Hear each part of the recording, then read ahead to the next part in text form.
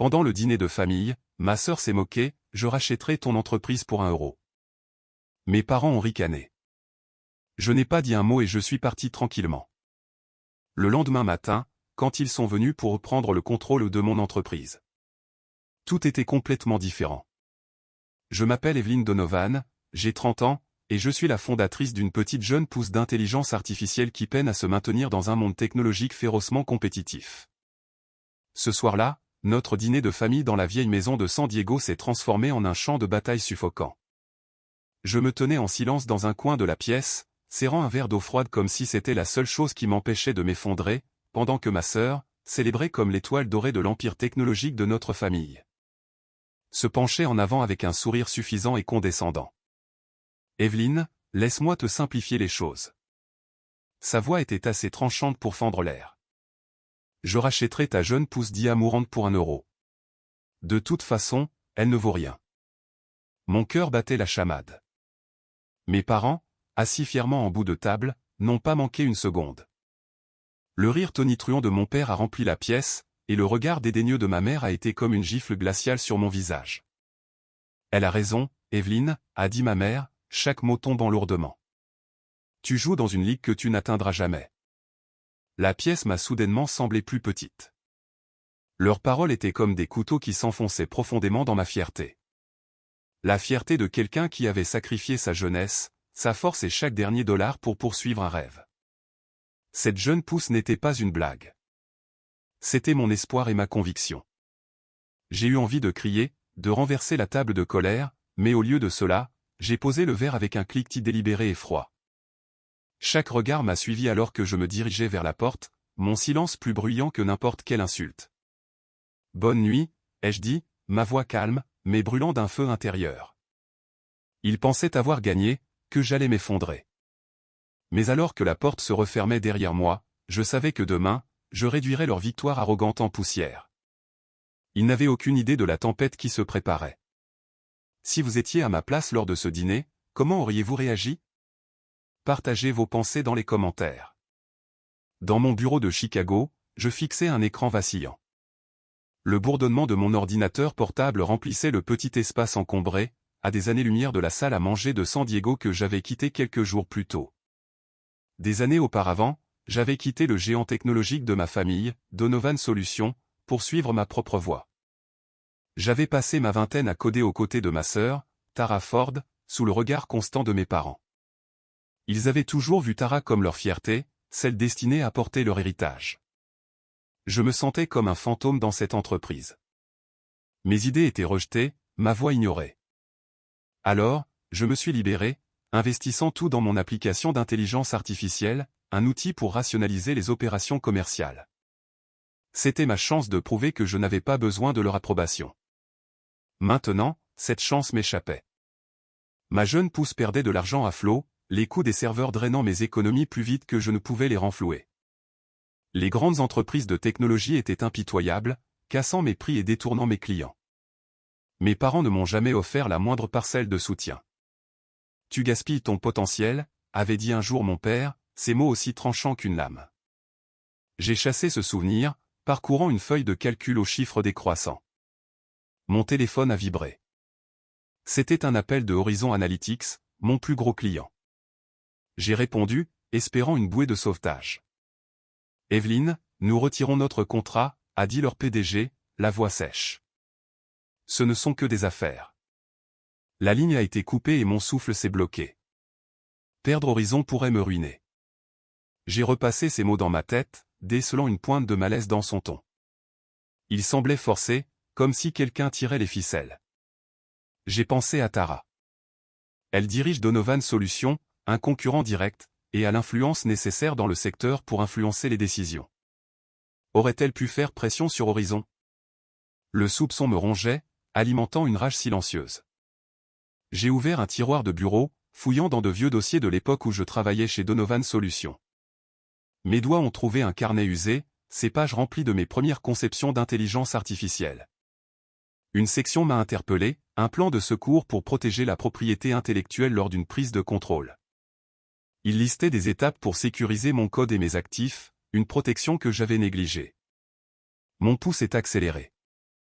Cela pourrait être ma porte de sortie. Je me suis penché en arrière, mes pensées s'emballant. Confronter Tara sans preuve serait imprudent, et je ne pouvais pas risquer qu'elle ait vent de mes plans. Même Rachel Bell, mon assistante de confiance, ne savait pas à quel point la situation était grave. Je l'estimais, mais cette bataille était la mienne. Je devais agir en silence, déjouer ma sœur avant qu'elle ne puisse frapper à nouveau. Mon téléphone s'est allumé, brisant ma concentration. Un texto de mon oncle, Daniel Carter, est apparu sur l'écran.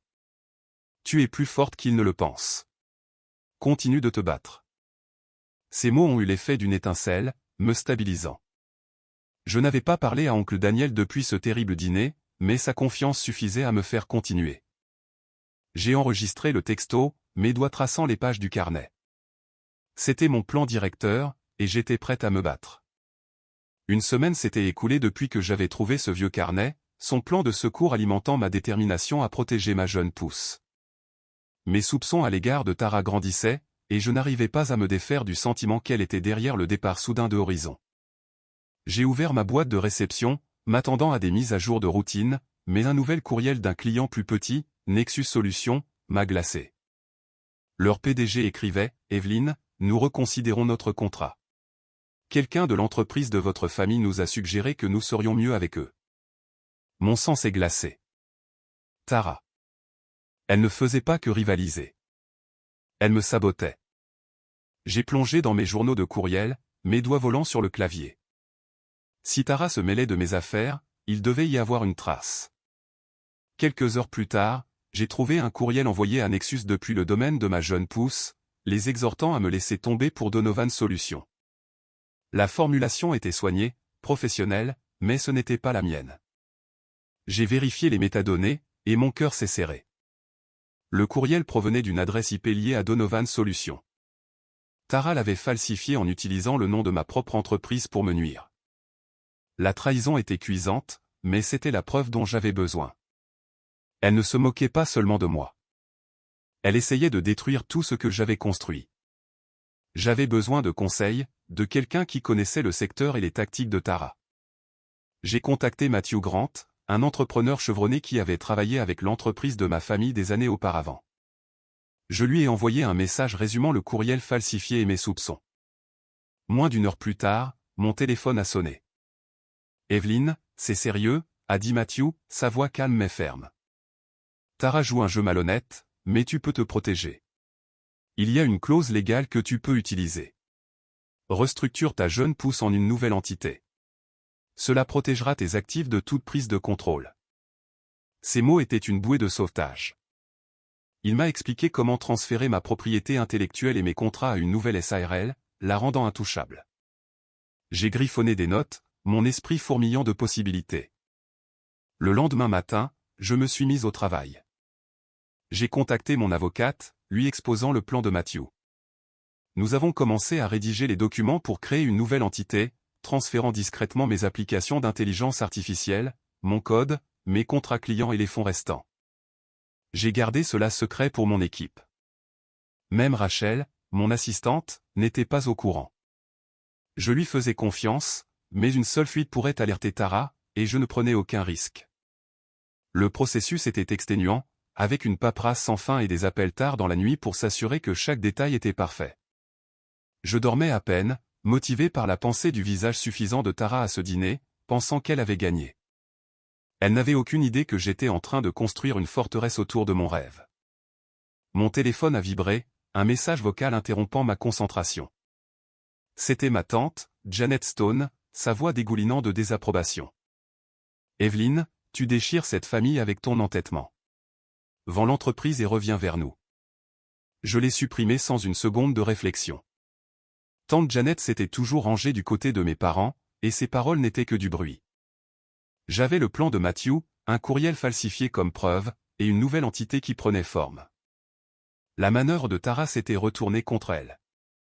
Elle m'avait donné les munitions pour riposter. J'ai sauvegardé les métadonnées du courriel sur un disque sécurisé, prête à les utiliser le moment venu. 2 semaines après avoir découvert le courriel falsifié de Tara, j'étais en plein processus de fortification de ma jeune pousse. Le souvenir de son sabotage alimentait chacun de mes mouvements. J'ai passé des jours au téléphone avec mon avocate, peaufinant les derniers détails de la nouvelle SARL.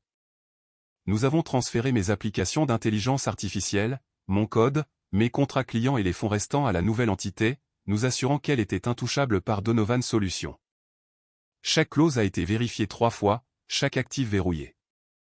Je pouvais presque entendre la voix suffisante de Tara lors de ce dîner, mais je l'ai repoussée. Ma jeune pousse n'était pas juste une entreprise, c'était mon combat, et je n'allais pas perdre. Je me suis ensuite tourné vers ma liste de clients. Certains partenaires se montraient distants depuis le retrait de Horizon, leurs réponses vagues ou tardives. Je ne leur faisais plus confiance. J'ai envoyé des avis de résiliation à 3 entreprises peu fiables, coupant les ponts avant qu'elles ne puissent abandonner le navire. À leur place, j'ai contacté de plus petites entreprises, des jeunes pousses comme la mienne, avides d'innovation. À la fin de la semaine, j'avais signé 2 nouveaux contrats avec des entreprises locales, leur PDG enthousiaste à l'idée de l'efficacité de mon intelligence artificielle. Ce n'était pas assez pour effacer la pression financière, mais c'était un début. Chaque signature était comme une brique dans le mur que je construisais contre Tara. Puis une surprise est arrivée. Mon assistante, Rachel, m'a passé un appel d'Emily Chen, une investisseuse en capital risque que je n'avais jamais rencontrée. J'ai entendu parler de votre IA lors d'un événement technologique à Chicago, a dit Emily, sa voix vive et curieuse. Pouvons-nous nous rencontrer? J'ai accepté, et nous nous sommes rencontrés dans un café du centre-ville. Emily a été directe, posant des questions sur la capacité d'évolution de mon application et son avantage sur le marché. J'ai exposé ma vision, en prenant soin de ne pas mentionner l'ingérence de Tara. À la fin, elle a offert un investissement provisoire, assez pour maintenir mes serveurs en marche pendant des mois.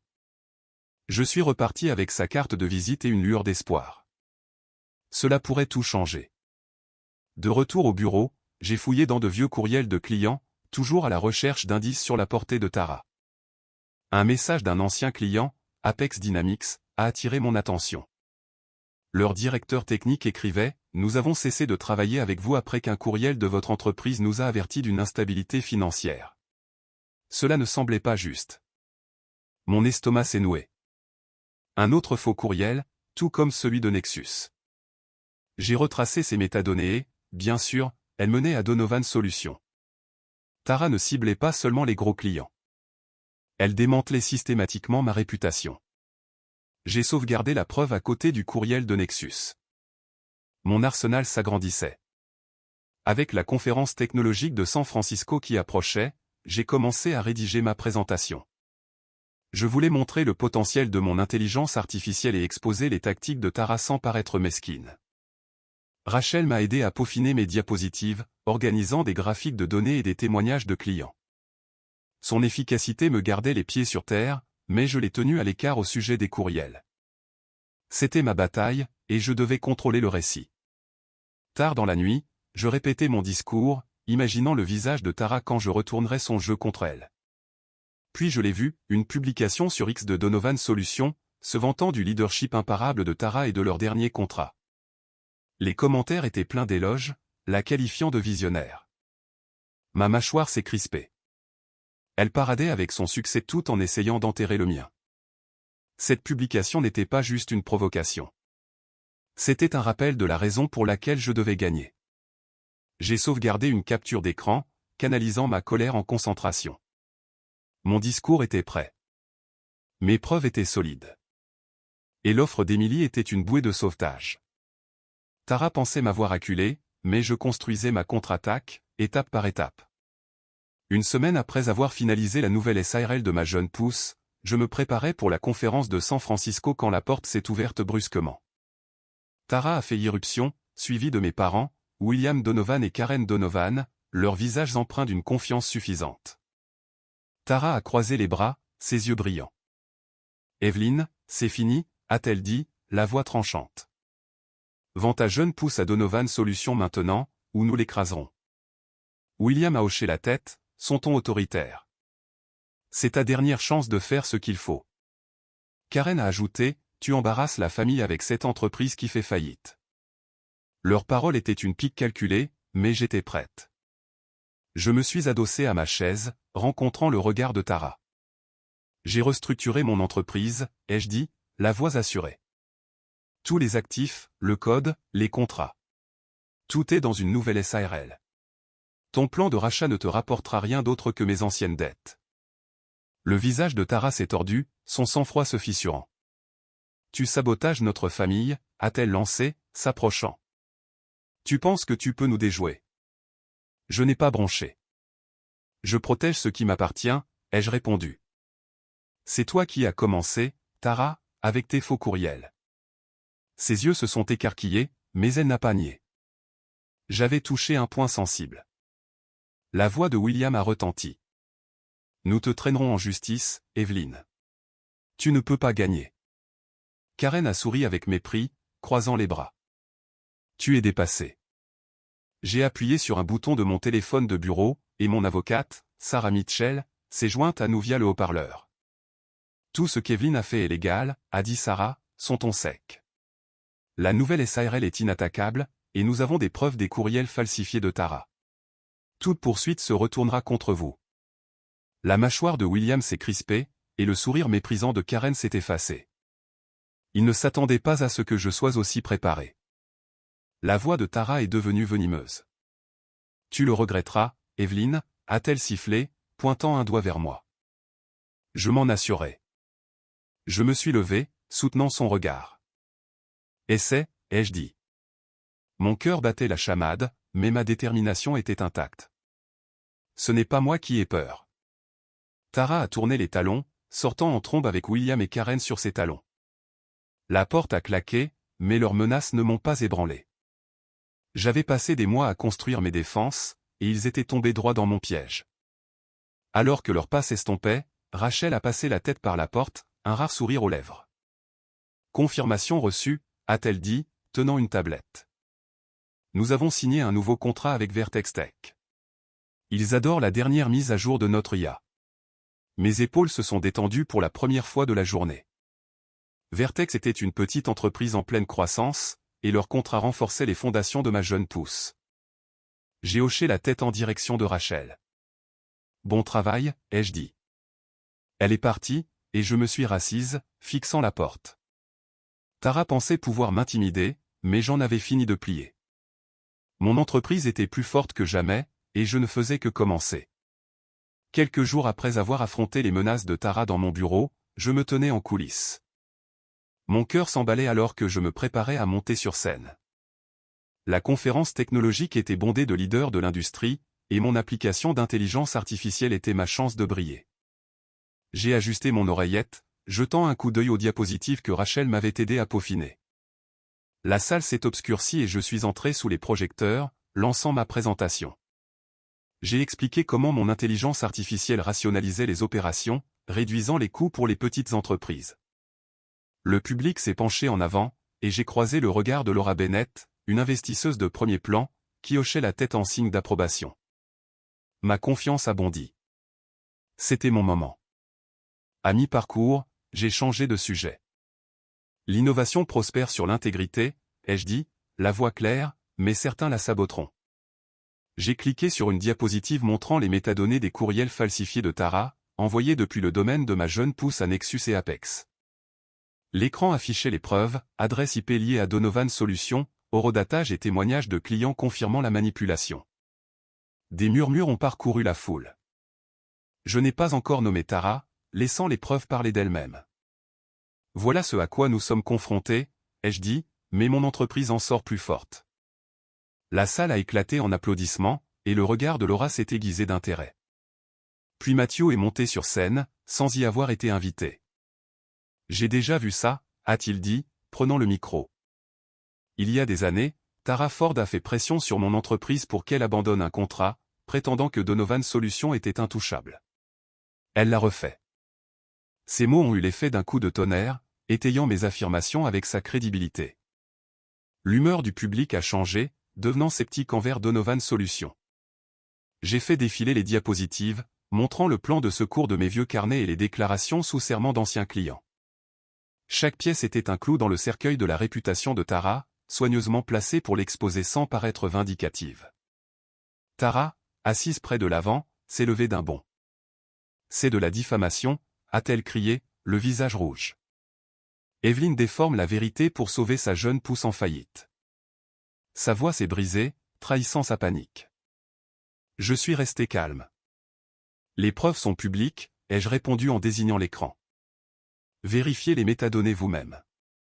Les murmures de la foule se sont intensifiés, et les têtes se sont détournées de Tara.